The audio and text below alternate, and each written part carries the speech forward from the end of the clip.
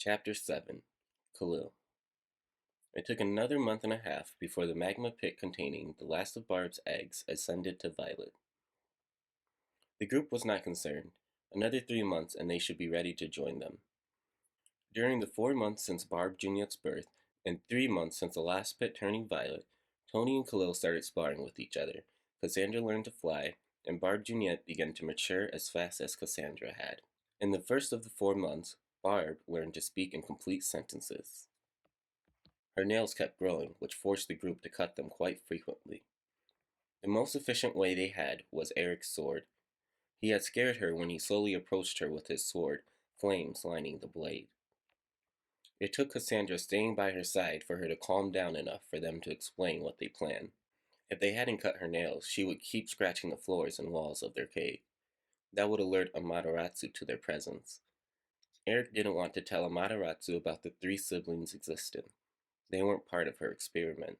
When her nails were properly cut, she helped Eric in making the meals they would eat. It had taken Eric a while to break her habit of eating the ingredients instead of cooking them. Nonetheless, she was persistent about helping. While she grew, Khalil and Tony began their sparring. Eric had finally allowed them their weapons with one condition: they couldn't use fire higher than green status. Tony had been able to summon fireballs and rings in different sizes. His most impressive trick was summoning a snake made of flames. This was tricky for Khalil, watching the snake and Tony at the same time. Khalil had a few tricks up his sleeve as well. One of his favorites was when he threw both chakrams at the same time and guided the flames that had been channeled into them. With this technique, he could make sure he hit his target every time, assuming there was no interference from his opponent. It had been difficult, but the sparring matches with Eric had forced him to gain better control of his fire manipulation. Even so, it required intense focus for him not to let his magma flare up. Eric made sure to keep an eye on them while he cooked and they sparred. When he sensed Khalil's energy flare above green flames, he would snap Khalil out of his battle mode. After 3 months of Barb's last egg sitting in a violet pit, the group gathered around.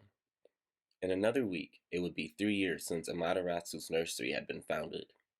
They had checked in on the third month, assuming the last of Barb's eggs would follow the same timeline as her older siblings, but there was no sign of disturbances. As they stared into the pit, movement filled the cave. The pits around them began to become distorted. There was not a single magma pit that was not violet. Eric breathed a sigh of relief. Thank chaos. It's almost been 3 years, and I assume Amaterasu will be visiting soon. Still, the pit containing Barb's last egg did not distort. One by one, gallons exploded out of the pit all around them. Khalil and Tony began bringing out food from their chamber. They brought chili, clam chowder, roasted tuli, and more. Soon, they were surrounded by 180 newborn gallons. They began passing food out. Only a few of the newborns could speak, the ones that were in pits near Barb's three eggs. Hearing Tony, Eric, and Khalil talk to her eggs had helped them learn as well. They had chosen their own names. The newborns were 5 feet tall, without exception. They all resembled Amaterasu in one way or the other. Some had her hair, some had her skin that resembled her clothes, and others had more subtle features such as her cheeks or width between their eyes. Eric gathered his original crew after all the newborns had been tended to. This crew included Tony, Eric himself, Khalil, Barb Juliet, and Cassandra.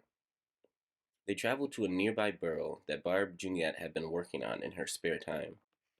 Inside, there were 3 pits of indigo magma, sourced from pits outside of the nursery. They left Cassandra and Barb there so they could call Amaterasu without their existence being discovered.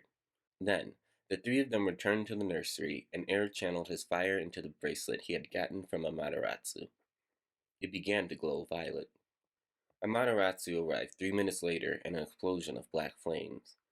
Finally, it's almost been 3 years. I told you they would hatch before then, though that was cutting it close to my deadline. I wonder what went wrong. Let's see what we have here. She went around the nursery, inspecting each gallon.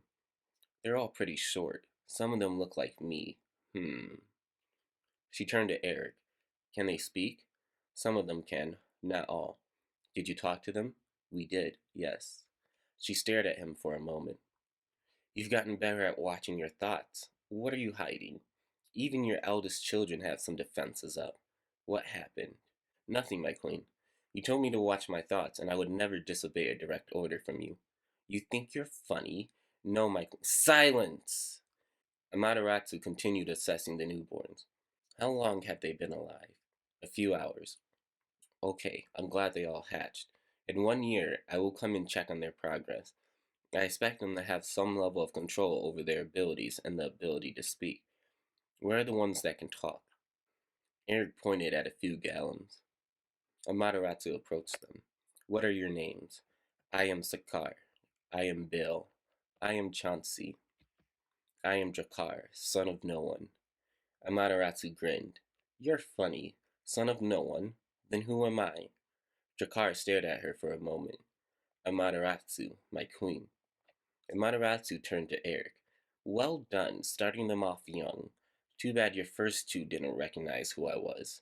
I will take him with me. That way, I'll know how the others compare to the one I've trained. Any arguments? Eric bowed his head. He is quite fortunate, my queen. Damn straight he is. Come on. Amaterasu grabbed Jakar's arm and black flames began to surround them. Then they died down. Eric? Khalil's stomach dropped. She's gonna figure out we're hiding Cassandra and Barb. Eric's breath stayed even, slower than usual even. Yes, my queen? Why does this pit still have an egg in it? I thought they all hatched. I see all 180 gallons I left you. Where did you get it? On one of my journeys to the farm, we discovered another gallon egg. Since we have unoccupied pits, I did not think you would mind an extra soldier. It was added later than these guys. Amaterasu stared into the pit, still swirling, undisturbed. That's what you were hiding from me. An extra soldier, huh? I don't believe you. Why wouldn't you tell me? You're correct, I would like more. They have not hatched yet, and it's possible they will not, if that was the case. Amaterasu stared at him for a moment. You may be watching your thoughts better, but I can still sense your fear. You really are too soft. You already care for it, don't you? It hasn't even hatched yet. Every gallon matters, my queen. So, if I were to take this egg and hatch it, you wouldn't mind? Eric's silence betrayed him. Huh, you're really worried. Calm down. I am not the parroting type. That's why you've been granted this honor. This one is already more than I plan to raise. Granted, I've always wanted my own prodigy. Susanoo will be so jealous when I pass Chaos's 63rd challenge to us. How did his golems evolve? Probably shitty. He never takes anything seriously. Then again, that's what Chaos loves about him. When I come to check on my gallons, there better be 180 gallons, or 179 plus one egg. Is that understood? Yes, my queen. Black fire began to engulf Amaterasu and Jakar. Still surrounded by flames, Amaterasu turned to Khalil. You. You've gotten quite strong for a Gallum. Your fire within is raging ever so brightly. Tons of violets, blues, and greens. Are you certain you can control that? It isn't often, but every now and then, there are Gallums born with too much power for their own good. I'm starting to see how you defeated one of my dragon. Though, you still needed help. Do you hate me? Answer honestly. I will not kill you. Yet. I do not hate you, my queen. His voice dripped with sarcasm when he called her his queen.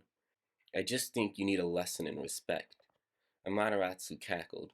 You're almost as fun as this one, Drakar, I believe. No, you're even more fun. Blind obedience is nice. I will break your will and make you one of mine. My offer still stands. A devil gown would be interesting to see. Oh, and Eric, now that my nursery is full of gallons, I will bestow a name upon this place. Nurseratsu, Amaterasu's first nursery. Eric gave her a genuine grin. I love that name, my queen. Right? It has my name in it. After a moment, they disappeared in an explosion of dark flames. Eric let out a sigh of relief.